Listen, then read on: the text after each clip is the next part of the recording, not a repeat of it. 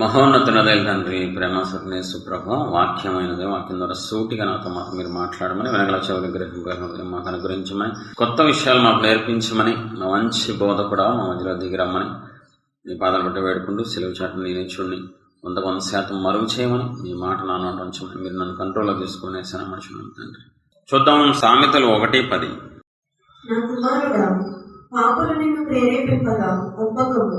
నా కుమారుడా, పాపులు నిన్ను ప్రేరేపింపగా ఒప్పకము.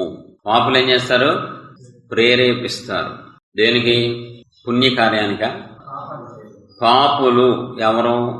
పాపం చేసిన ప్రతి ఒక్కరూ పాపులే. పాపం చేసిన ప్రతి ఒక్కరూ పాపులే. పాపంలో ఉన్న ప్రతి ఒక్కరూ పాపులే. దేవదూతలైనా మనుషులైనా ఎవరికైనా పాపం చేస్తే పాపులే. దేవదూత పాపం చేయటం వల్లే కదా దెయ్యంగా మారాడు. కాబట్టి పాపులు నిన్ను ప్రేరేపింపగా ఒప్పుకోవద్దు. ఖచ్చితంగా ప్రేరేపిస్తారు. ఖచ్చితంగా నీ జీవితంలో పాపులు ఎంటర్ అవుతారు.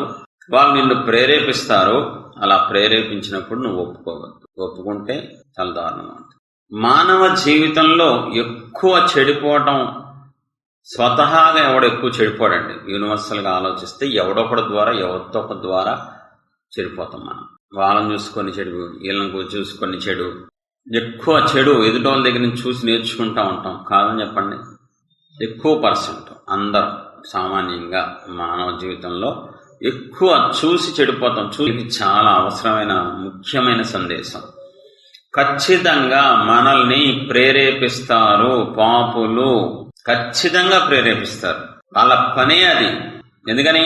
వాళ్ళు పాపులు కాబట్టి. పాపం చేసిన తర్వాత అది ఎవరైనా సరే వాళ్ళు ఇంకా పనికిమాల పనులు చేస్తూ ఉంటారు. పాపం చేసిన తర్వాత ఇంకా మనస్సాక్షి పనిచేయదు.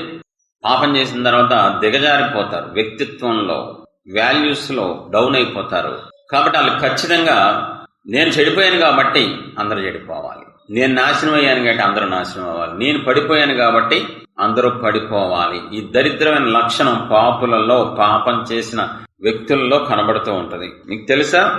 పరలోకంలో దేవదూతల్లో 1/3 వంతు అంటే 100 దేవదూతల్లో 33 దేవదూతలు పడిపోయినాయండి పాపం చేసి. ఎందుకు? పెద్ద పనికిమాలినోడు ఉన్నాడు సరే, సాతానుగాడు. ఆడు దేవదూతగా ఉన్నప్పుడు పాపం చేసి వాడు అనేక మందిని ప్రేరేపించాడండి. దేవదూతల్ని ప్రేరేపించాడు. తెలుసా దేవుడు ఎలాంటి తెలుసు? నీకేం తెలుసు? దేవుడు మోసం చేశాడు. అవునా అవునా అలంచింగో ఈ పాండ్యుడు అని ఆడు చెడిపోయింది కాకుండా, వాడు దేవుడికి విరుద్ధమైంది కాకుండా, వాడు దేవుడి మీద తిరుగుబాటు చేసింది కాకుండా అనేక లక్షల కోట్ల దేవదూతలను డిస్టర్బ్ చేశాడండి పనికిమాలినోడు. తప్పాడు ఒక్కటే అని చెప్పట్లా, వెళ్ళి తప్పే. కానీ మనం యథార్థంగా అసలు ఏం జరిగిందని ఆలోచిస్తే వాడు పడిపోయే ముందు అనేక మందిని ఇంకో నువ్వు అనుకున్నట్టు దేవుడు మంచోడు కాదు, దేవుడు మంచోడు కాదు, ప్రేరేపించాడు పాపం చేసేలాగా, దేవుడి మీద తిరుగుబాటు చేసేలాగా, పడిపోయేలాగా వాడు ప్రేరేపించాడు దేవదూత. ఏం జరిగింది? వాళ్ళ ప్రేరేపణకి లోపడ్డారు. సత్యం ఆలోచించాల. కాబట్టి ఏం జరిగింది? కోట్ల దేవదూతలు దేవుని రాజ్యాన్ని పోగొట్టుకున్నారు, పరలోకాన్ని పోగొట్టుకున్నారు, దేవుని సన్నిధి పోగొట్టుకున్నారు, దేవుని ప్రేమను పోగొట్టుకున్నారు.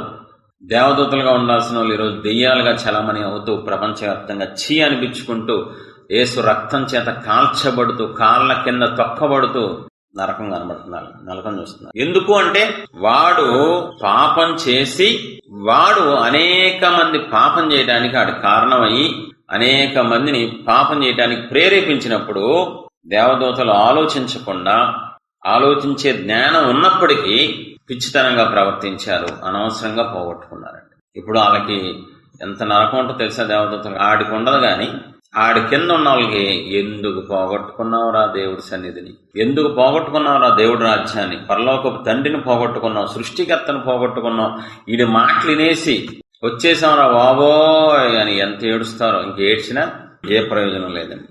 కాబట్టి ఎవరు మనల్ని ప్రేరేపిస్తారు, ఎలా ప్రేరేపిస్తారు? చాలా ప్రాముఖ్యమైన సందేశం. మన జీవితంలో ఎంత అలర్ట్ గా ఉండాలి, ఎంత జాగ్రత్త వహించాలి, ఎవరి దగ్గర జాగ్రత్తగా ఉండాలి అన్నది చాలా ఇంపార్టెంట్. చూద్దాం, ఒక్కొక్కరిని చూద్దాం. ఆదికాండం 3:1 నుంచి చూద్దాం. దేవుడైన యెహోవా చేసిన సమస్త భూజంతువులకు సర్పము యుక్తిగలదై ఉండెను. అది ఆ స్త్రీతో, ఇది నిజమా? ఈ తోట చెట్లలో దేని ఫలములనైనను మీరు తినకూడదని దేవుడు చెప్పానా అని అడిగాను. అందుకు స్త్రీ, ఈ తోట చెట్ల ఫలమును మేము తినవచ్చును. అయితే తోట మధ్యనున్న చెట్టు ఫలములను గురించి దేవుడు మీరు చావకుండానట్లు వాటిని తినకూడదనియు వాటిని ముట్టకూడదనియు చెప్పానని సర్పముతో అనేది. అందుకు సర్పము, మీరు చావనే చావరు, ఏదైనగా. చాలు చూడండి, సాతాను వచ్చి అవ్వ హృదయాన్ని ప్రేరేపిస్తున్నాడు. ఇగో ఇగో ఇగో ఇగో నువ్వు అనుకున్నట్టు ఏం కాదు, అక్కడ దేవుడు చెప్పింది ఏం జరగదు, ఇదిగో చూడు, ఇలా ఇలా తిప్పేశాడండి హృదయాన్ని. సాతాను వచ్చి అవ్వ హృదయాన్ని, చక్కగా ఉన్న అవ్వ హృదయాన్ని, మంచిగా ఉన్న, ఆశీర్వాదంగా ఉన్న, మంచిగా ఉన్న, చక్కగా ఉన్న అవ్వ హృదయాన్ని సాతాను ప్రేరేపించాడు. చక్కగా రోజు ముఖాముఖిగా దేవుడితో మాట్లాడుకునేది అవ్వ. మంచి భర్త, ప్రేమించే భర్త ఉన్నాడు, మంచి ప్రదేశం, ఈ ఎండలో చలులు ఏం లేవు ఆ కాలంలో, చక్కగా ఎప్పుడు ఒకే కాలం కూల్గా మంచి వాతావరణం, నెగిటివ్ లేదు, పాపం లేదు, శాపం లేదు, దరిద్రం లేదు, భయాలు ఏమీ లేని టైంలో సాతానుగాడు, ఇది నిజమా, ఆలోచించు ఒకసారి, నువ్వు దేవత అయిపోతావు అని ప్రేరేపించాడా లేదా? బైబిల్ చెప్తుందా లేదా? ఏం జరిగింది? ప్రేరేపణకి లోబడిపోయింది. ఆలోచించుంటే బాగుండేది. దేవుడు కదా మెయిన్, దేవుడు శక్తిమంతుడు కదా, నన్ను సృష్టించింది ఆయన ఎందుకు అబద్ధం చెప్తాడు? ఆయన చెప్పరు కదా. ఈడెవడు అసలు, ఈడెక్కడి నుంచి వచ్చాడు, అసలు ఈడెవడు ఆలోచించలే. అసలు ఈడెవడు నా చుట్టవా, నా బంధువా, ఈడెక్కడి నుంచి వచ్చాడు, అసలు పాగెందుకు మాట్లాడుతుంది, ఏం ఆలోచించకుండా, నా కుమారుడా, పాపులు నిన్ను ప్రేరేపించినప్పుడు ఒప్పుకోవద్దు. పాపియాడు, ప్రధాన పాపి, వాడి పనే పాపం, ఆది నుండి వాడు పాపం చేస్తూనే ఉన్నాడని వాక్యం సెలవిస్తుంది. చదివారు ఎప్పుడన్నా బైబిల్లో?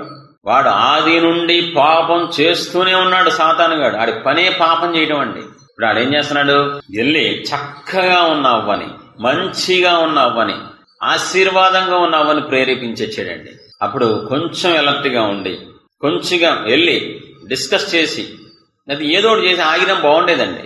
ఒరే, దేవుణ్ణి అడిగి రేపు తింటాను మళ్ళీ రా, ఇవాళ దేవుణ్ణి అడుగుతా, సాయంకాలం చల్లపూట దేవుడు వస్తారు, అడిగి చెప్తా, నువ్వు చెప్పింది కరెక్టా కాదు ఒకసారి కన్ఫర్మ్ చేసుకుంటా అంటే బాగుండేదండి. కానీ అదే రోజు అదే ప్రేరేపణకు లోబడిపోయి పాపం చేసేసింది, శాపం తెచ్చుకుంది భయంకరంగా. మామూలు శాపం కాదు, హై రేంజ్ శాపం, అన్ని పోగొట్టుకుంది. ఉన్న ఆశీర్వాదాలను పోగొట్టుకుని లేని శాపాన్ని తెచ్చుకుందండి అవ్వ. దేనివల్ల? పాపులు నిన్ను ప్రేరేపింపగా ఒప్పుకోవద్దు. ఘోర పాపి అయిన సాతాను ప్రేరేపించినప్పుడు ఇప్పుడు అవ్వకి ఛాన్స్ ఉందా తప్పించుకుంటానికి దేవుడి చేతిలోంచి? ప్రభువా, సాతాను కదా ప్రేరేపించింది, నేనేమో అడగలేదు కదా, ఆడే వచ్చాడు కదా ప్రభువా, నేనేమన్నా ఫస్ట్ మీరు చూడండి ప్రభు, దేవుడు కదా, ఇద్దరు తప్పెవడదో ఫస్ట్ విన్నారా? దేవుడు వినరు. నువ్వు పనికిమాల సాగులు చెప్పి సాతాను మీద పెట్టినంత మాత్రాన్ని వినరు. తప్పు ఉందా లేదా, నువ్వు తప్పు చేసావో లేదు, ఎవడు ప్రేరేపిస్తే నాకు అనవసరం, నువ్వెందుకు లోబడ్డావు, నీకు జ్ఞానం ఇచ్చా, మంచి చెడు నీకు తెలుసు, నువ్వెందుకు లోబడ్డావు, నువ్వెందుకు ప్రేరేపణకు అంగీకరించావు, నువ్వు కొట్టచ్చు కదా, ఎదురు చెప్పచ్చు కదా, నాకు వద్దని చెప్పచ్చు, తోసేయచ్చు కదా. కాబట్టి నేను ఎవరి మాట ఎన్నో, నువ్వు పాపం చేస్తే నీకు శిక్ష చేస్తా. చూడండి, మనం చాలా నేర్చుకోవాలి. సాతాను ప్రేరేపించినప్పుడు లోబడటం వల్ల, సాతాను చెప్పింది చెయ్యటం వల్ల నష్టపోయింది. ఆ క్షణం ఆనందించి ఉండొచ్చు, ఆ క్షణం జయించాను నేను, ఈ పండు తిన్నానని ప్రపంచాన్ని జయించినట్లు ఒకవేళ ఫీల్ అయ్యి ఉండొచ్చు అమ్మగారు. మీరు కూడా అంతే కదా, ఏదో పాపం చేసినప్పుడు, తప్పుడు పని చేసినప్పుడు ప్రపంచాన్ని జయించినట్టు ఫీల్ అవుతూ ఉంటారు మీరు. తర్వాత ఉంటది అసలైన పండగ దేవుడి చేతిలో. పాపుల్ని దేవుడు ఎంకరేజ్ చెయ్యరు, పాపాన్ని ఆయన విడిచిపెట్టరు, పాపానికి శిక్ష వేయకుండా ఆయన పరిశుద్ధత ఉండలేదు. మనం ఒకటి గుర్తుపెట్టుకోవాలి మనందరం, నాతో సహా. మన దేవుడు పరిశుద్ధుడు, ఆయన పాపాన్ని చూడలేరు, పాపానికి శిక్ష వేయకుండా ఉండలేరు. కాబట్టి ఏ పాపం చేసినా నాకు 3 దీవాలు కదా, రేపైనా 3 లెక్క చూసి మొత్తం కలిపి శిక్ష చేస్తారు. ఆ స్పృహలో మనం ఉంటే, ఆ గ్రహం మనం వస్తే మాక్సిమం పాపాలు ఆపేస్తాం మనం. ఆలోచించండి ఒకసారి. చూద్దాం అపోస్తల కార్యం 5:3. అప్పుడు పేతురు, అననీయ, నీ భూములలో కొంత దాచుకుని పరిశుద్ధాత్మను మోసపుచ్చుటకు సాతాను ఎందుకు నీ హృదయమును ప్రేరేపించెను? సాతాను ఎందుకు నీ హృదయమును ప్రేరేపించెను? ఎంత స్పష్టంగా ఉంది. సాతాను ఏం చేశాడు? అననీయ హృదయాన్ని ప్రేరేపించాడు. మొత్తం ఇచ్చేస్తావా? కొంచెం ఉంచుకోకూడదా? తప్ప నువ్వే కదా, నీదే కదా ఆస్తి.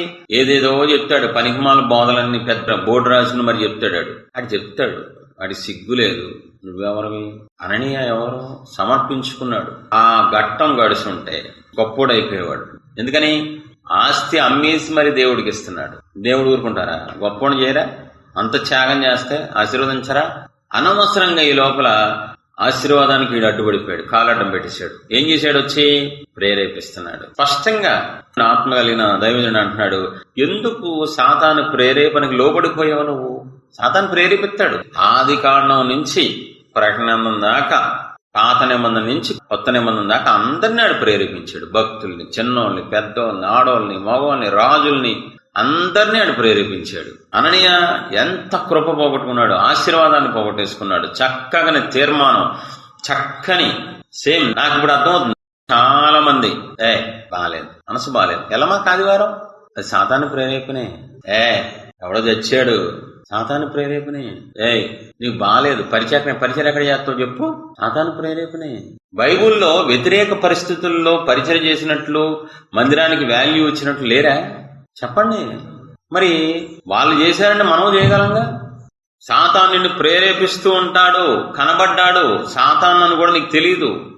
నీ హృదయం ఏమో నువ్వు అనుకుంటావు, వాడు ప్రేరేపించి దేవునికి దూరం చేసి నిన్ను దేవుడి దగ్గర నుంచి ఆశీర్వాదం నువ్వు పోగొట్టుకునేలాగా, లేకపోతే కోల్పోయేలా, పొందుకోకుండా చేస్తాడు. ఆ జ్ఞానం నీకు ఉండాలి. దేవుని బిడ్డగా నీకు శత్రువు ఉన్నాడని తెలుసా? నీ శత్రువు గురించి తెలుసుకో పుస్తకం కూడా ఉంది. చూడండి, సమర్పణ కలిగినోడండి అన్నయ్య. బలవంతంగా ఎవడన్నా అన్నయ్య నా ఆస్తి అమ్మమన్నాడా? అతనే అమ్మాడు, అతనే తెచ్చాడు. వచ్చే దారిలో చెలగొట్టేశాడండి, ఇంట్లో పాడు చేశాడు. ఇంకో గంటలో వస్తాడు, మొత్తం ఇచ్చే లోపల అన్నయ్య ఆలోచించు, ఒక్కసారి మొత్తం ఇచ్చేస్తావా? ఆలోచించు. ప్రేరేపించేశాడు. ఆ ప్రేరేపణకి అననీయ పడిపోయాడండి. గుర్తొస్తున్నాయి మీకేమన్నా? అందరికీ గుర్తు చేసుకోండి. ఏసైనామా దేవుడు మీకు గుర్తు చేయను గాక. ఎన్నిసార్లు సమర్పణలోంచి పక్కకు వచ్చారు, ఎన్నిసార్లు తీర్మానం నుంచి పక్కకు వచ్చారు. కారణం ఏదైనా అవ్వచ్చు. మనం ఎంత నమ్మకంగా ఉంటాము దేవుడు విషయంలో అంతగా ఆశీర్వదిస్తారండి. మనం ఎంత బాధ్యతగా ఉంటాం. వ్యతిరేక పరిస్థితుల్లో చేస్తే ఇంకా కనికరం వస్తాయి కదండి. ఈ పాయింట్ మర్చిపోతారు అందరూ. మీరు పక్కింటి వాళ్ళు సహాయం అడిగారు, ఇల్లు మారుతున్నారు. పక్కింటి వాళ్ళు చేస్తుండగా మధ్యలో జ్వరం వచ్చింది. జ్వరంతో వచ్చి చేశారనుకో, మీకు ఎలా ఉంటుంది వాళ్ళ మీద? ఇలేంటి జ్వరంలో కూడా చేస్తారు నా కోసం, మా ఇంటి సామాను సదనం కోసం జ్వరంలో కూడా. అయ్యో ఒళ్ళు కాలిపోతుంది. వాళ్ళ మీద గౌరవం పెరిగిద్దా లేదా? విలువ పెరిగిద్దా లేదా? మీరు కోటీశ్వరులు అయితే వాళ్ళకి బాగా బహుమానం ఇస్తారు లేదా? మరి ఒక్కసారి ఆలోచించండి. మనకే ఎదుటోళ్ళ మీద గౌరవం, విలువ పెరిగితే, వ్యతిరేక పరిస్థితుల్లో నువ్వు భక్తి చేస్తే, వ్యతిరేక పరిస్థితుల్లో నువ్వు పరిచయం చేస్తే దేవుడు నిన్ను మెచ్చుకుంటారు, గద్దెక్కిస్తారు, సింహాసనం ఎక్కిస్తారండి. ఆ టైంనే వాడుకుంటాడు, శోధననే వాడుకుంటాడు. మనసు బాగోపోతే ఎక్కడికి రావాలి? మందిరానికి రావాలి. మనసు బాగోనప్పుడే మందిరానికి మామూలుగా రావాలి, మనసు బాగోతే ఇంకెక్కువ రావాలి, ముందే రావాలి. కానీ సాతాను ఏమంటాడు? ఎవడడుగుతాడు నేను? ఇప్పుడు మనసు బాగా కూర్చో, మంచం మీద కూర్చొని అలా ఏడుస్తూ ఉండు. వాడు కుయుక్తి మనం తెలుసుకోవాలి. వాడు మనల్ని దేవుడు దూరం చేస్తాడు. వాడు మన శత్రువు. మనుషులు ఎవరు శత్రువులు కాదండి, ఆడే మన శత్రువు. చేతులారా కృపను పోగొట్టుకుంటారు. ఆదివారమే దేవుడు మీకేదో ఇద్దాం అనుకుంటారు. ఈ పరిచర్య చేయంగానే నీకు ఏదో బహుమానం ఇవ్వాలనుకుంటారు. అక్కడే ఆపేస్తాడు పరిచర్య, అక్కడే మందిరానికి ఆపేస్తాడు, అక్కడే సమర్పణలోంచి పక్క తీసుకెళ్లిపోతాడు. రోజు బైబిల్ చదవాలా? ఒక రోజు మానేస్తామని అవుతా పడతానే దేవుడు? పరిస్థితి లేదు నీకు. రోజు పొద్దున్నే వ్యక్తిగత సహవాసం చేయాలా? ఒక్కరోజు మానకూడదా? దేవుడు శాడిస్టుడా ఏంటి? అర్థం చేసుకుంటారులే అని నీ సమర్పణ. అది వ్యక్తిగత సహవాసం అవ్వచ్చు, బైబిల్ చదవడం అవ్వచ్చు, రోజు స్తుతించే విషయం అవ్వచ్చు, ఆదివారం క్రమం తప్పకుండా అవ్వచ్చు, ఏదైనా అవ్వచ్చు. ఆ సమర్పణలోంచి బయటికి తీసుకొచ్చేలాగా వ్యతిరేక పరిస్థితుల్లో సమర్పణలో నిలబడిన వాళ్ళు లేరా? సింహాల బోన్లు వేస్తానంటే నిలబడలేదా? అగ్నిగుండంలో వేస్తానంటే నిలబడలేదా? ఉన్నారు. మనం కూడా అలా గనక నిలబడితే వాళ్ళకి ఇచ్చిన ఘనత మనకి ఇచ్చేవాళ్ళు. కానీ మనం ఏం చేస్తాం? ఈజీగా సాతాను ప్రేరేపణకి లొంగిపోతూ ఉంటాం. సాతాను ప్రేరేపణ అంగీకరిస్తాం. చాలా సార్లు మనం పడిపోయి కృపని పోగొట్టుకుంటాం. దయచేసి నా కుమారుడా, పాపులు నిన్ను ప్రేరేపించగా ఒప్పుకోవద్దు. ఒప్పుకుంటే చచ్చిపోతావురే. పాపం జోలికి వెళ్ళొద్దు. పాపం అన్నది పాము కంటే, నాగపాము కంటే విషమైంది పాపం. మనవాళ్ళు చెప్తూ ఉంటారు, పెద్దలు చెప్తూ ఉంటారు, నాగుపాము పగబడితే ఎంతకాలం? 6 నెలల్లో. చంపితే చంపేస్తుంది మనిషిని, చంపకపోతే అది చచ్చిపోద్దంట పగతో.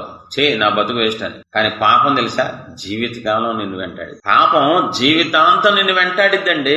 పావైనా ఒక 6 నెలలే, కానీ పాపం మాత్రం నిన్ను జీవితాంతం వెంటాడి వెంటాడి వెంటాడి నిన్ను కాటేస్తండి. కాబట్టి మనం పాపం చేయటానికి వేరే వాళ్ళు ప్రేరేపించినప్పుడు, అది సాతానైనా మనుషులైనా, మనం ఒప్పుకోకూడదు. ఒప్పుకుంటే పక్కకు వచ్చేస్తాం, ఆశీర్వాదం నుంచి పక్కకు వచ్చేస్తాం. కాబట్టి ఆలోచించండి, అవ్వను ప్రేరేపించి పాడు చేశాడు అననయ్య అని.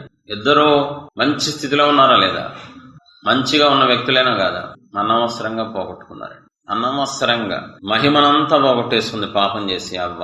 స్థానం పోయింది, ఆనందం పోయింది, ఆర్భాటం పోయింది, అన్ని పోయినాయండి అవ్వకి. ఏది? ప్రేరేపించినప్పుడు ఒప్పుకోవటం వల్ల, ప్రేరేపణకి లోబడిపోవటం వల్ల, ప్రేరేపణ బట్టి అంగీకరించి ప్రేరేపణని ఆ తప్పు చేయటం వల్ల చేతులతో క్రియల్లో చేసేసింది. కాబట్టి తర్వాత చూద్దాం ఇంకెవరెవరు ప్రేరేపిస్తూ ఉంటారు మన జీవితంలో. సాతాను ఫిక్స్డ్. సాతాను తర్వాత ఇంకెవరు ప్రేరేపిస్తారు? చాలా జాగ్రత్తగా అర్థం చేసుకోవాలి. 1 రాజులు 12:6 నుంచి, దయచేసి సమర్పణలోంచి పక్క రావద్దు, తీర్మానాల్లోంచి పక్కకు రావద్దు. ఏ శ్రమలు వచ్చినా మీరు దేవుడికి ఏదైతే తీర్మానం చేసుకున్నారో, సమర్పించుకున్నారో వాటిని పక్కకి తొలగొద్దు. కష్టమైన నష్టమైన దేవుడి వైపు చూస్తూ ముందుకెళ్ళండి, కొనసాగించండి. ప్రేరేపణకి లోబడిపోవద్దు, మీ కాళ్ళు పట్టుకుంటా. అప్పుడు రాజైన రెహబాము తన తండ్రి అయిన సొలొమోను బ్రతికి ఉన్నప్పుడు అతని సముఖమందు సేవ చేసిన పెద్దలతో ఆలోచన చేసి, ఈ జనులకు ఏమి ప్రత్యుత్తరం ఇచ్చేదని వారిని అడుగుదాం. చూడండి, రాజైన రెహబాం ఎవరండి? సొలొమోను కొడుకు. సొలొమోను చనిపోయిన తర్వాత సొలొమోను ప్లేస్ లో సింహాసనం మీద రెహబాం ఎక్కాడు.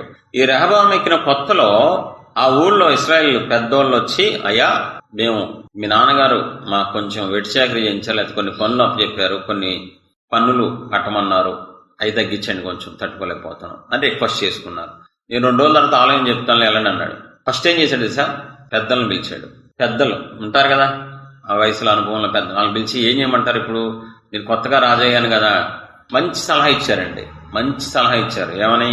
అలాగే మీరు చెప్పినట్టు చేస్తానండి, జీవితాంతం వాళ్ళు మీ కాళ్ళ దగ్గర పడి ఉంటారు, నమ్మకంగా ఉంటారని చెప్పారు. సరే, మనోడు ఆ సలహాని హోల్డ్లో పెట్టి తన చిన్నప్పటి నుంచి పెరిగిన బాల్య స్నేహితులు ఉన్నారు, ఫ్రెండ్స్ ఉన్నారు, యవనస్తులు ఉన్నారు, పిలిచాడు. అరే ఏంట్రా ఇలా పిలిచావా? నాకు ఒక సమస్య వచ్చింది. రాజ్యంలోకి సింహాసనం ఎక్కిన కొత్తగా కొన్ని నెలలకే మా ఊరి ఇశ్రాయేల్ వచ్చారా, పని తగ్గించమంటున్నారు, కొంచెం ఏం చేయమంటారా? అరే అస్సలు తగ్గించు, నువ్వు తగ్గిస్తే తక్కువైపోతావు, నువ్వు రాజులాగా ఉండు, కఠినంగా చెప్పే. ఇంకా పెంచుతున్నా, మా నాన్న కంటే మీకు ఎక్కువ పని పెంచుతాను, భారం పెంచుతాను, ఇంకా ఎక్కువ ట్యాక్స్ ఎక్కువ వేస్తాను, పన్ను ఎక్కువ కట్టాలి మీరు అని చెప్పరా, నువ్వు గొప్ప రాజు అవుతావు. అవునా, నువ్వు అలా చెప్పి చూడు, మహారాజు ప్రపంచాన్ని చక్రవర్తి అయిపోతావు నువ్వు అని స్నేహితులు ప్రేరేపించేశారండి. ఇలా హృదయాన్ని తిప్పేశారంతే. పాపులు ప్రేరేపించినప్పుడు నువ్వు ఒప్పుకోవద్దు.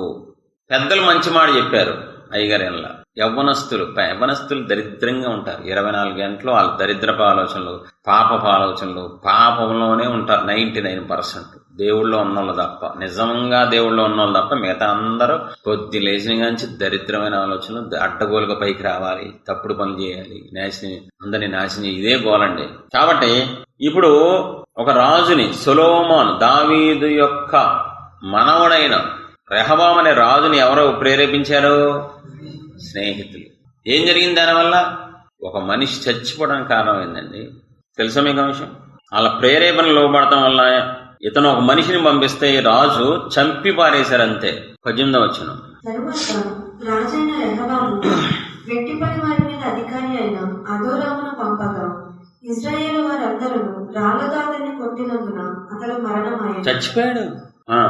కాబట్టి రాజైన రెహబాము యెరూషలేమునకు పారిపోవాలనని తన రథము మీద త్వరగా ఎక్కాను. చూసారా ఎలాంటి గతిపట్టారు? రాజుగారికి అందరూ భయపడాలి, రాజుగారు భయపడే పరిస్థితి వచ్చేసింది. ఎందుకని? పాపులు నిన్ను ప్రేరేపించగా నువ్వు ఒప్పుకోవద్దు. ఒప్పుకుంటే శిక్ష వచ్చేస్తా నీకు. ఒప్పుకుంటే నీ బతుకు బస్ స్టాండ్ అయిపోద్ది. ఒప్పుకుంటే నీ స్థానం పోద్ది, నీ ఆనందం పోద్ది. ఎలా ఉండేవాడు ఎలా అయిపోయాడండి? ప్రేరేపించారు. ఎలా ప్రేరేపించారు? రే మేము చెప్తున్నాం. పెద్దలకి ఏం తెలుసు, వాళ్ళ బాగుంది, వాళ్ళు వృద్ధులు రా, వాళ్ళు అలాగే చెప్తారు. ఇప్పుడు కూడా అంతే, కాలేజీలో ప్రేరేపిస్తూ ఉంటారు, ఉద్యోగాల్లో ప్రేరేపిస్తూ ఉంటారు, స్కూల్లో ప్రేరేపిస్తూ ఉంటారు.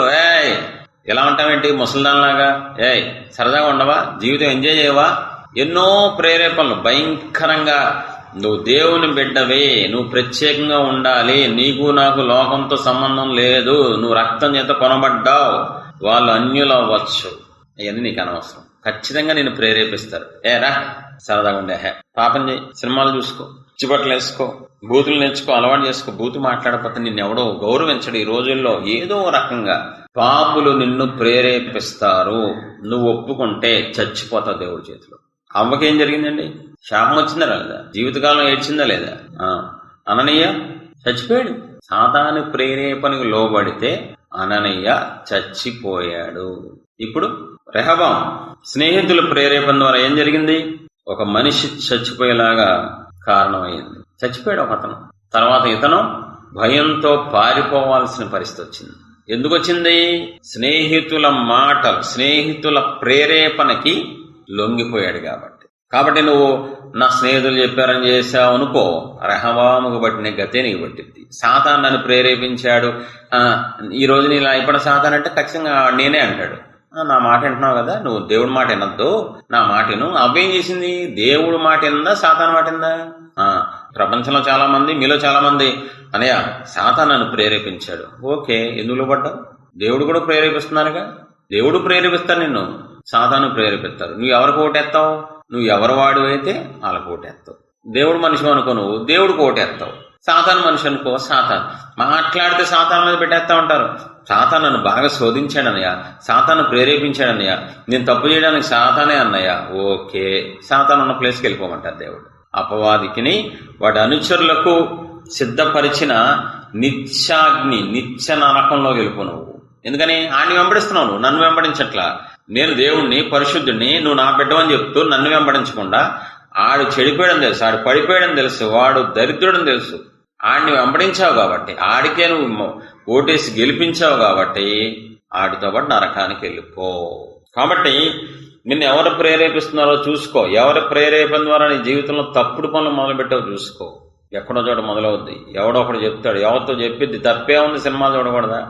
క్రైస్తవులు అయితే సినిమాలు చూడకూడదా? నువ్వు బయట చూడొద్దు, హాల్లో టీవీలో చూడు, రహస్యంగా చూడు, తప్పేంటి? మరి దేవుళ్ళో ఉన్నాం కదా, నీకు ఎంజాయ్మెంట్ వద్దా? పార్కులు తిరగకూడదా? తిరుగు, దెయ్యాలు వస్తాయి. సాతాను ప్రేరేపించడం చూసాం, స్నేహితులు ప్రేరేపించడం చూసాం. నెక్స్ట్ కేటగిరీ చూద్దాం. ఆదికాండం 3 చూద్దాం. స్త్రీయ వృక్షము ఆహారమునకు మంచిదియు, కన్నులకు అందమైనదియు, వివేకమిచ్చు రమ్యమైనదియునయుండుట చూచినప్పుడు ఆమె దాని ఫలములలో కొన్ని తీసుకుని తిని తనతో పాటు తన భర్తకును ఇచ్చెను, అతను కూడా తినెను. సూపర్ భార్య అండి, దండేసి దండమట్టేయాలి ఈ భార్యకి. ఎంత గొప్ప భాగస్వామి అంటే, ఈవిడు చేసి తప్పు భర్త చేసేలా ప్రేరేపించింది. సేమ్ ఇప్పటికీ అంతే. క్రైస్తవంలో 99% అవ్వలాంటి వాళ్ళే సమర్పణని నాశనం చేసేస్తారు, తీర్మానంలోంచి పక్క తీసుకెళ్లిపోతారు, ఉజ్జీవంతో ఉన్న మొగుడిని చల్లార్చేస్తారని నాకు తెలుసు బొచ్చుడు మంది ఉన్నారు. ఈవిడ ఏం చేసింది? ప్రేరేపించడం కాదు, డైరెక్ట్ గా పాపం చేసి వద్దన్న పండు తినేసి దేవుడి మీద తిరుగుబాటు చేసి వచ్చేసి చేతికి ఇచ్చేస్తుంది పండు. నువ్వు తిన్నావా? అయితే నేను తింటా, నీకేమైనా అయితే నాకు అవుద్ది. కొంతమంది పాపం చేసి నీ దగ్గర వస్తారు, చెప్పడం కాదు, చేసేసి నీ దగ్గరకు వచ్చే నాకేమైనా అయిందా, నీవు ఏమవుదు, నువ్వు కూడా తిను, నువ్వు కూడా చెయ్యి, నువ్వు కూడా రా. ప్రేరేపిస్తారు. కొంతమంది మాటల ద్వారా ప్రేరేపిస్తారు, కొంతమంది క్రియల ద్వారా ప్రేరేపిస్తారు, కొంతమంది ఏమన్నా చూపించి ప్రేరేపిస్తారు. రకరకాల ప్రేరేపణలు ఉంటాయి. అవ్వ తినేసి ఏమండి మీరు తినద్దండి, నేను తప్పు చేశాను, బుద్ధి గడ్డి తినింది నాకు, ఆడు చెప్పాడు పని హిమాలయుడు చెప్పి అంతే, ఎంత బాగుండేదో. కానీ పాపులు ఏం చేస్తారు? ప్రేరేపిస్తారు. పాపం చేసింది కదా, ఇప్పుడు పాపిగా మారింది. పరిశుద్ధురాలు అంతకుముందు అవ్వలు అంతకుముందు పాపం లేదు. ఎప్పుడైతే ఆజ్ఞ అతిక్రమించిందో పాపంగా వచ్చేసింది లోపలికి, పాపం చేసేసింది, పాపిగా మారిపోయింది. ఇప్పుడు ఈ పాప ఏం చేస్తుంది? ఇంకొక పాపిని రెడీ చేస్తుంది. నువ్వు నేను ఎంత జాగ్రత్త పడాలి తెలుసా? మనం ఎంత డేంజర్ జోన్లో ఉన్నాం తెలుసా?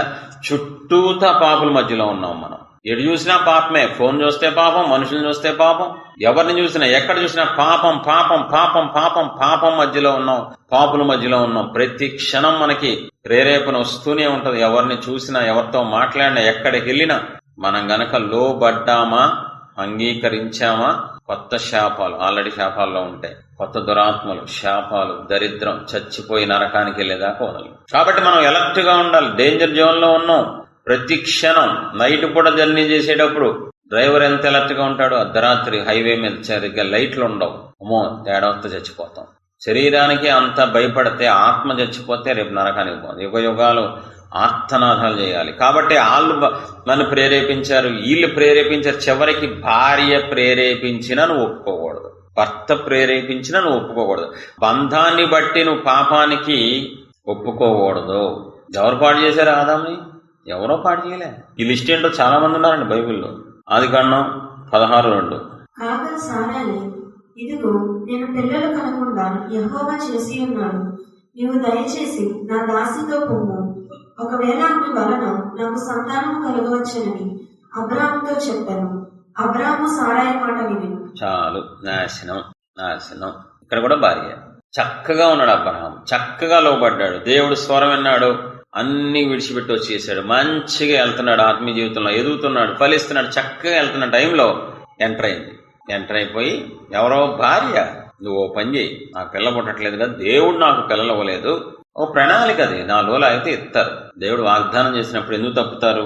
ఇలోపావిడి గారు ఏం చేసింది, వచ్చి అబ్రహాం దేవుని యొక్క మామూలు బంధంగా, అబ్రహాం అంటే విశ్వాసులు తండ్రి, అంత గొప్పోడు, ఆపులు ప్రేరేపిస్తారు, నువ్వు ఒప్పుకోవద్దు. భార్య మాట విని పక్కొచ్చేసాడండి. అనవసరంగా ఈరోజు ప్రపంచవ్యాప్తంగా సమస్యకి కారణం ఏంటనుకున్నారు? అక్కడ అబ్రహాం రాంగ్ స్టెప్ వేశాడు. అక్కడ తీసుకున్న నిర్ణయం, భార్య మాట విని చేసిన పని వల్ల ఇష్మాయిల్ వచ్చాడు. ఇష్మాయిల్ సంతానం పెరిగింది ప్రపంచవ్యాప్తంగా. ఇప్పుడు గొడవలు, కొట్టుకోటాలు, చంపుకోటాలు, ఎక్కడి నుంచి ఎక్కడికి వెళ్ళిపోయిందండి. కాబట్టి పాపం ఆగిపోద్ది, ఒక చోట ఆగిపోద్ది అనుకోవడం పిచ్చితనం. పాపం పెరిగి అలా స్ప్రెడ్ అయిపోతా ఉంటది. తరతరాలైన పాపం, దాని ఫలితం అందరూ అనుభవించాల్సిందే. అవ్వ చేసిన పని వల్ల ఆడవాళ్ళందరూ అనుభవించట్లేదా?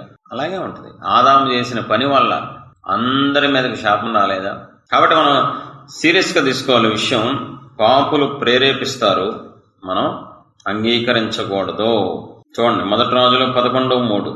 అతనికి 700 మంది రాజకుమార్తెలైన భార్యలను 300 మంది ఉపపత్నులను కలిగి ఉండేవి. అతని భార్యలు అతని హృదయంలో త్రిప్పేశారు. ఎంత గొప్ప సమర్పణ అండి! సొలొమోను తీర్మానం ఎంత గొప్పది!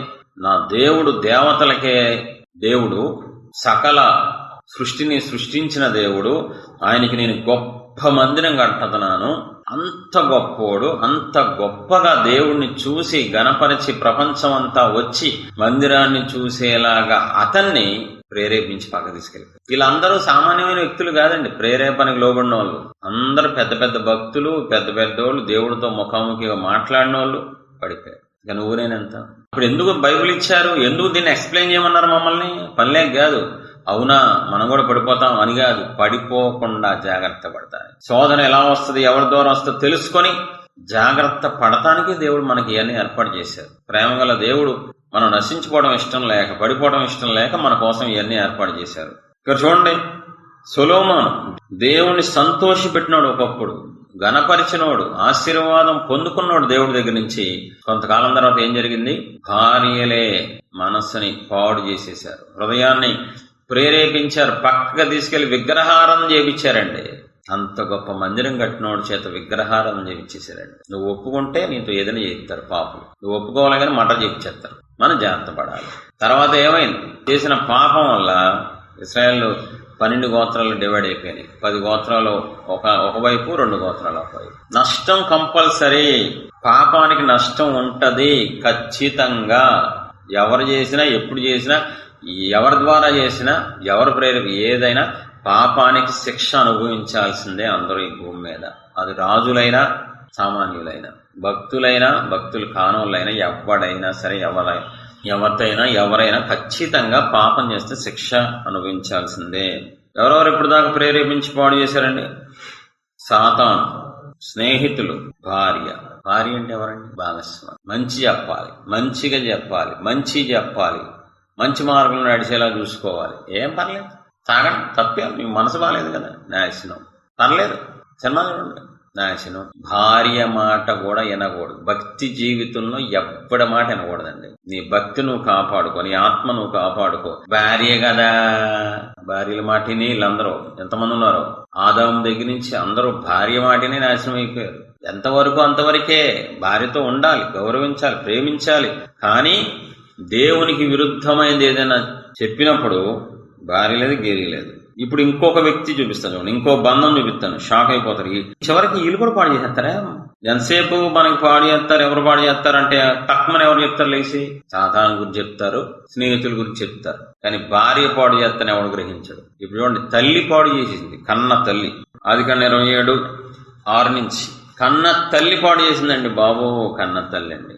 అప్పుడు రెబ్కా తన కుమారుడైన యాకోబును చూసి, ఇదిగో నీ తండ్రి నీ అన్న అయిన ఏసావుతో మృతి పొందక మునుపు నేను తిని యెహోవా సన్నిధిని నిన్ను ఆశీర్వదించినట్లు నా కొరకు మాంసము తెచ్చి నాకు రుచిగల భోజ్యములను సిద్ధపరచుమని చెప్పగా వింటిని. కాబట్టి నా కుమారుడా, నా మాట విని నేను నీకు ఆజ్ఞాపించినట్టు చెయ్యను. నీవు మందకు వెళ్లి 2 మంచి మేక పిల్లలను అక్కడ నుండి నా యుద్ధకు తెలు. చాలు. 8వ వచనం చూసారా? నా మాట విని నేను నీకు చెప్పినట్టు చెయ్యి. ఎవరో తల్లి ఏం చెప్తుంది? మంచి మనే. మోసం చేయి, మీ నాన్న దగ్గరికి వెళ్ళి, మీ నాన్న దగ్గరికి వెళ్ళి అబద్ధం చెప్పు. ఏం నేర్పుతుందండి తల్లి? అబద్ధాలు నేర్పిస్తుంది. అబద్ధాలు. ఈ రోజు క్రైస్తవ తల్లులు చూడాలి, దగ్గరుండి పిచ్చి బట్టలు వేసుకుని రోడ్ల మీద తీసుకొచ్చేసి చూడండి మా పిల్లల్ని. తల్లులు నాకు చాలాసార్లు ఆశ్చర్యం అనిపిస్తుంది. ఎవరో అంటే ఓకే, కన్న తల్లికి తెలీదా? కన్న తల్లికి తెలీదా ఆడపిల్లలు ఎలా పెంచాలి, ఎలాంటి బట్టలు వేయాలి, ఎలాంటి వాళ్ళతో మాట్లాడాలి, ఫోన్ వాడచ్చా వాడకూడదా, ఫోన్ వాడితే పిల్లలు పాడైపోతారు, నేను ఆ వయసు నుంచి వచ్చానని జాగ్రత్తలు తీసుకోవాలి కదా క్రైస్తవ తల్లులు. వదిలేస్తారంతే. ఇక్కడ చూడండి, తల్లి ఏం చేస్తుంది? నువ్వు వెళ్ళు, మీ నాన్న ఇలా మోసం చేయి. భయపడుతున్నాయండి. అది భలే నచ్చింది నాకు. యాకోబు ఏమంటాడు చూడండి, 12వ వచనం, ఒకవేళ నా తండ్రి నన్ను తడవ చూచును, అప్పుడు నేను అతని దృష్టికి వంచకుడుగా తోచిన ఎడల నా మీదికి శాపమే కాని ఆశీర్వాదము తెచ్చుకొనని చెప్పాను. భయపడుతున్నాడు కొడుకు, భయపడుతున్నాడు. అమ్మా నీ పాపం చేస్తారు, ఈ పొద్దున్న బుక్ అయిపోతానమ్మా, శాపం వస్తామా. శాపం వస్తా అంటున్నాడండి. అన్నాడు కదా, నా మీదకి శాపమే కానీ ఆశీర్వాదం రాదమ్మా తల్లో. ఏమీ రాదు, నేను చూసుకుంటా, ఆ శాప మీద నాకు ఇచ్చే. ఇప్పుడు ఎవడు పడ్డాడు బలి? ఎవడు బలైపోయాడు? ఇక్కడ మోసం చేశాడు, అక్కడ మావ మోసం చేస్తూనే ఉన్నాడండి. ఇక్కడ ఒక్కసారి మోసం చేశాడు, పద్దాక మోసగించబడ్డాడు. మనుషుడా, దేవుడు వెక్కిరించబడ్డాడు. నువ్వేం విత్తుతావు అదే కోస్తావు. మంచి విత్తే మంచి కోస్తావు, చెడు విత్తితే చెడు కోస్తావు. ఇప్పుడు ఎవరు ప్రేరేపించారు? అతనికి ఆశ ఉందా? అతనికి ఆలోచన ఉందా యాకోబుకి మోసం చేయాలని? లేదు, తల్లి ప్రేరేపించిందండి. తల్లి మామూలు తల్లే, గొప్ప తల్లి. మళ్ళీ రెప్కా మామూలు ఆవిడేమన్నా గొప్ప ఫ్యామిలీ వాళ్ళు. ఇస్సాకు రెప్కా అంటే గొప్ప వాళ్ళు. అబ్రహాము వంశం, దేవుడు స్నేహితుడు వంశంలో ఉండి దగ్గరుండి ప్రేరేపించి, అవునా పర్వాలేదంటావా? ఎల్లు, నువ్వు అర్జెంటుగా వెళ్ళరా, నువ్వు తొందరగా వెళ్ళరా, తీసుకురా, మీ అన్నయ్య వచ్చేస్తాడు, పర్లేదంటావా? అలా ఊపిరి ఆడడం లేదు చేసేదాకా. తర్వాత ఏమైందండి?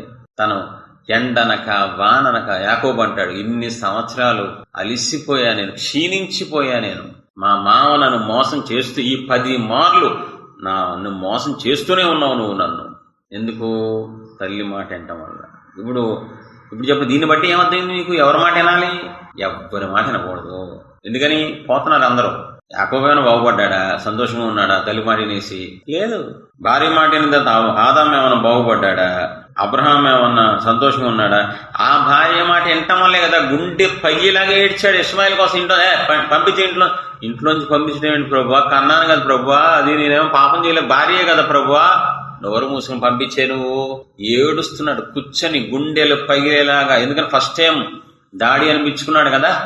ఈ మూలానికి వెళ్తే ఎక్కడ భార్య మాట విన్నాడు కాబట్టి. వినకపోతే ఆ శోకం ఉండేది కాదు, ఆ బాధ ఉండేది కాదు, ఏముండేది కాదు. ఆదాము రోజు దేవుడితో ముఖాముఖి మాట్లాడు. ఆదామా నేను రాను బాబోయ్, నా భయం వేస్తుంది. భయం ఇక్కడి నుంచి వచ్చిన అసలు భయం అనే మాట నీకు తెలియదు కదా. ఆవిడ మాట విన్నాను, మొదలైపోయింది నాకు భయం. మీరు వీళ్ళు గమనించండి ఒకసారి.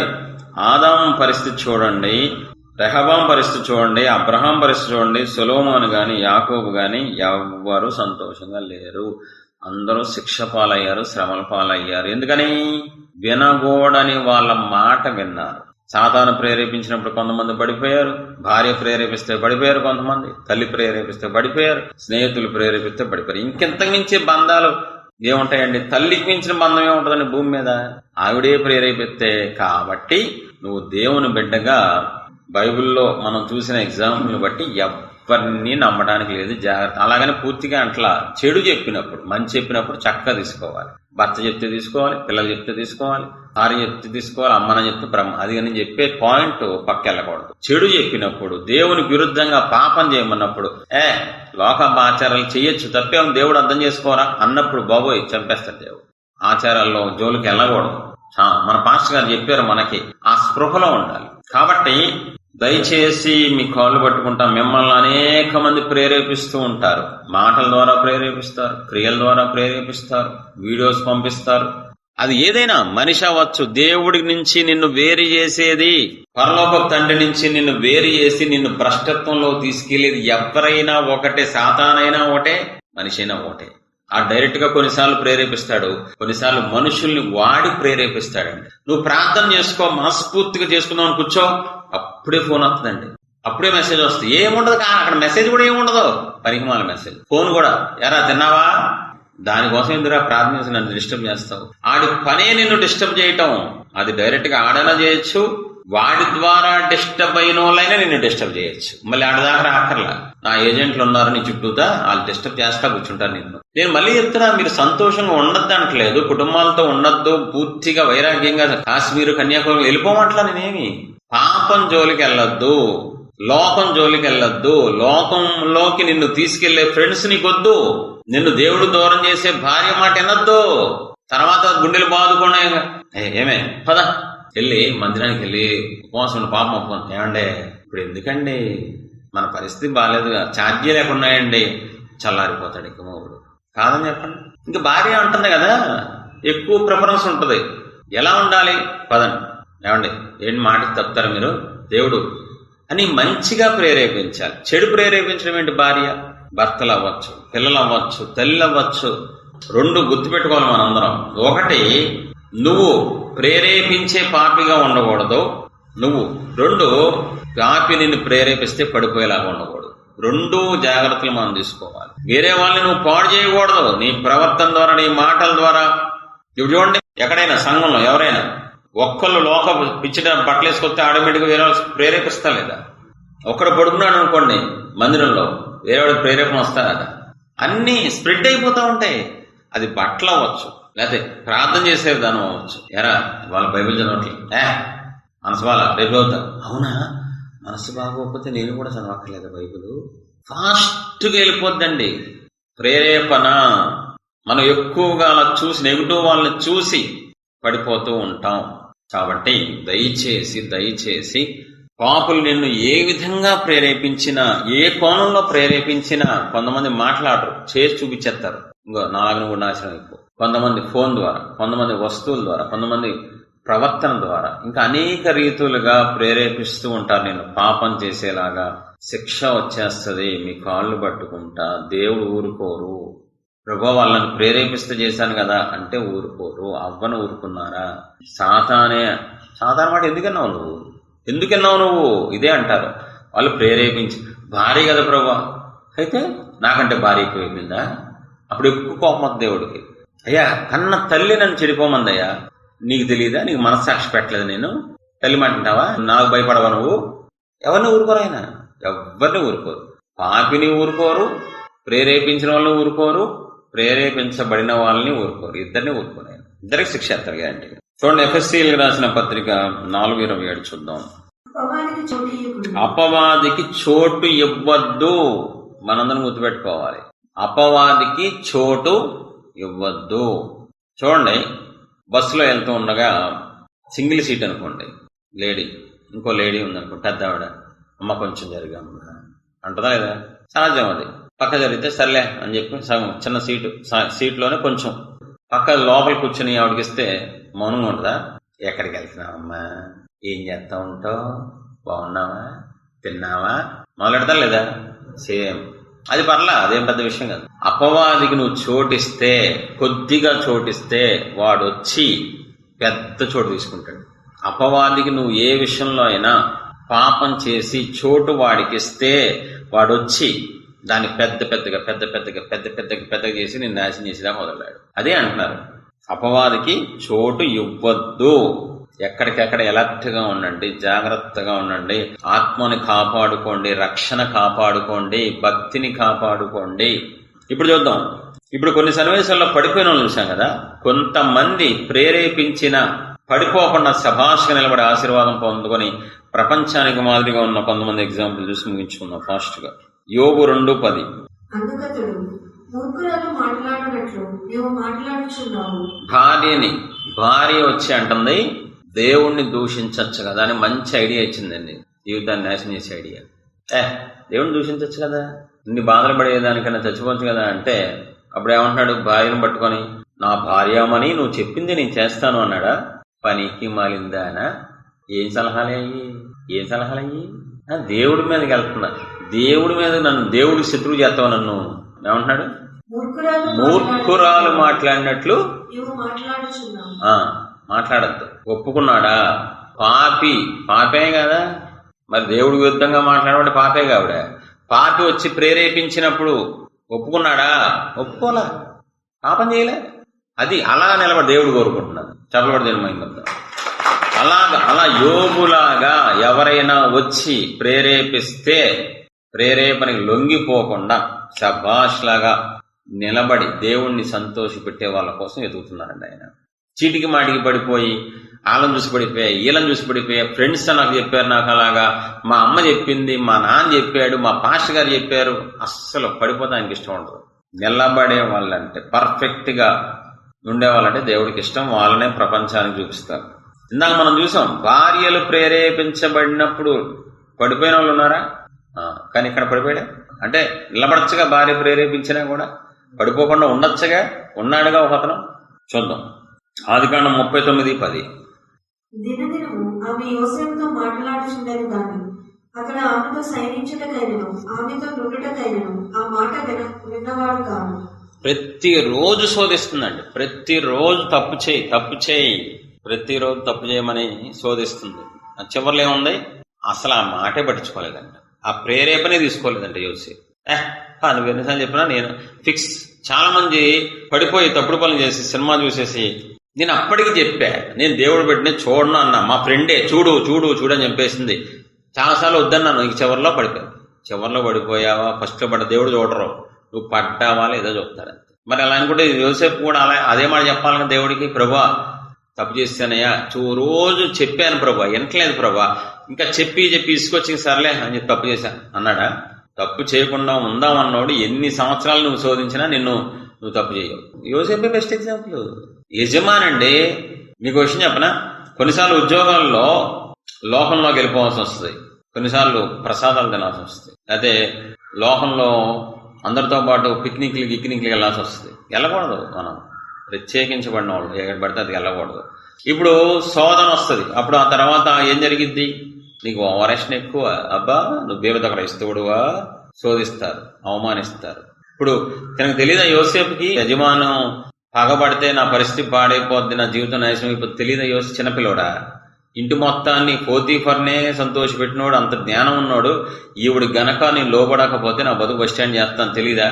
వస్తుంది, శ్రమ వస్తుందండి. ఉద్యోగాల్లో నువ్వు ప్రేరేపించబడినప్పుడు పాపుల చేత నువ్వు లోబడకపోతే శ్రమ వస్తుంది, నింద వస్తే, అవమానం వస్తాయి, కానీ ఆ తర్వాత గొప్ప స్థాయిలోకి వెళ్ళిపోతావు, తర్వాత హెచ్చించబడతావు. యోసేపు హెచ్చించబడలేదా, గొప్పడవలేదా?